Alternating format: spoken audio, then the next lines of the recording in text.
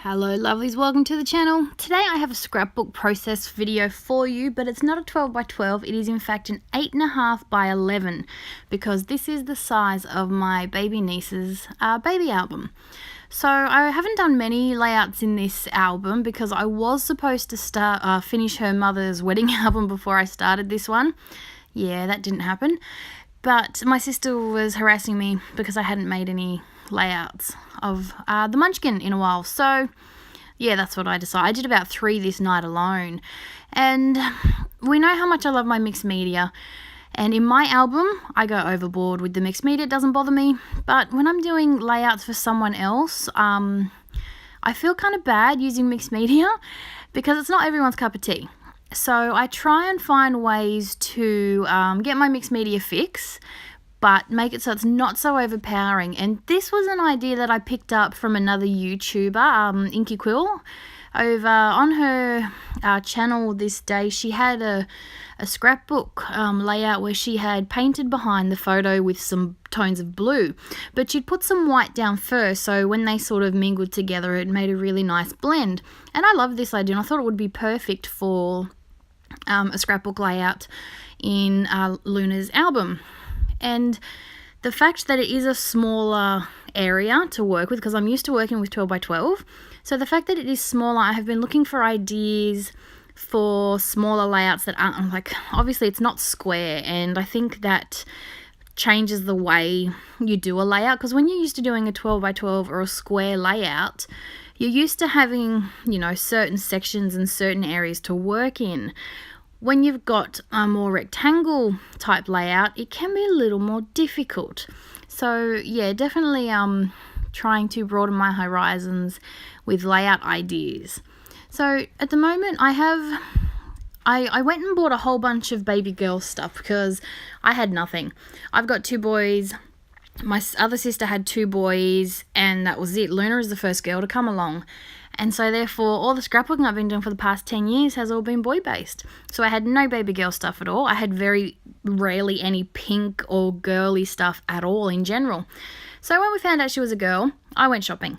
So I have a good little collection going, and I have stored it in one of my scrappy tote cart thingies. So that's full of all my baby girl stuff. I've got paper pads, paper collections, ephemera, embellishments, enamel dots, and I've even got a few Project Life value kits in there. And I keep it all together so I know where it is. So I'm just using some of those paper layers to map my photo. And obviously I'm going for the pink. We love the pink. And she just looks so pretty in pink. But her nursery is also pink and grey. And I love the way pink and grey work together. So I've been doing a lot of pink and grey. I have added a doily to the top and bottom of the photo, but I will end up ripping off the top part. I just don't like how it looks, but I do like the doily down the bottom. I'm so used to doing everything symmetrical that it just sort of is a natural thing to put a doily at the top if I've put it on the bottom. But yeah, I'm stepping away from all that symmetrical stuff. I'm realizing it's okay to have it just down the bottom. So I do rip that off. So I had some scraps of one of the pieces I'd used as a layer behind my photo.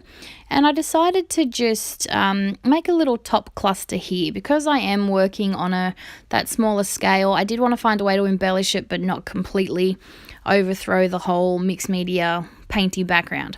So I thought a nice little cluster up the top would help even it out. I'm actually going through the embellishments that come with one of the Project Life value kits.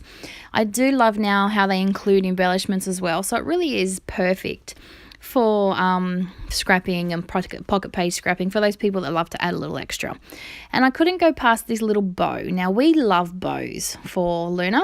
Luna has a massive collection of bows already in her 4.5-month-old little life, but she just looks so damn cute in them. So yeah, needless to say, when I saw this bow, it had to be added to this photo, not only because of the bow in her head. I was going to say hair, but she doesn't really have much hair. So the bow on her head, yeah, she does have a lot of bows. We are all to blame because we see cute bows and we just keep buying more. Her mother is by far the worst, but, you know, we can't help it. She is the first girl in the family, so she's very spoiled. So I am going through those embellishments, just looking for a few things to add to my clusters. I think I only go with the 2 clusters, one on the photo and the little one up the top. By the time this video is finished, I hadn't added a title to it. Oh, this bunny's really cute. I didn't know when else I would use him, so I thought I'd throw him on. Now I know it's an overload of pink, but I think it works. I find that that little pop of grey is enough to separate the photo from the background. And yeah, I like all the pink little embellishments. Yeah, I know it's over the top pink, but it works. Look at the cute little outfit she's wearing. So I'm learning. I'm getting there. So where was I? Yes, so I'm just working on my embellishments. I do have these really cute enamel hearts and little stickers and things. So I'm just adding little, my little sprinkles that I like to add to my clusters. And then I'm going to, I do add the date to the top cluster. And I cut a little banner, a little flag banner from a scrap piece of paper, and I stamp the date. I do stamp the date the wrong way, so then I have to turn it over and stamp the date again. But I just like different ways of adding dates and things to my layouts. I'm really trying hard to remember to add the dates because I do forget a lot of the time. But yes, it's very important to add the date. So this is where I'm going to add the date. I didn't want to use a black ink because I thought it was going to be too harsh and there is no black on this layout. So I finally tracked down my grey ink. It went missing. It turns out it fell down behind my desk. So I get hubby to come with his long arms and get my grey ink, and it's just perfect. It's enough that you can see it, or obviously that it works as an ink and it's not pink, but it's not too harsh that it just really stands off and glares off that page.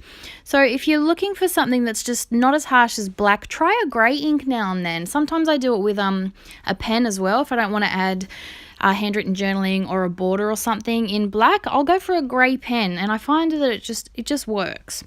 So that's going to be it for the layout. You will see in the picture the title that I add. And yeah, that's it for my page. So I hope you have enjoyed the video, and I will be back real soon with more. I'm hoping to do a Project Life layout next. So stay tuned for that. Thanks for watching. See you soon. Bye.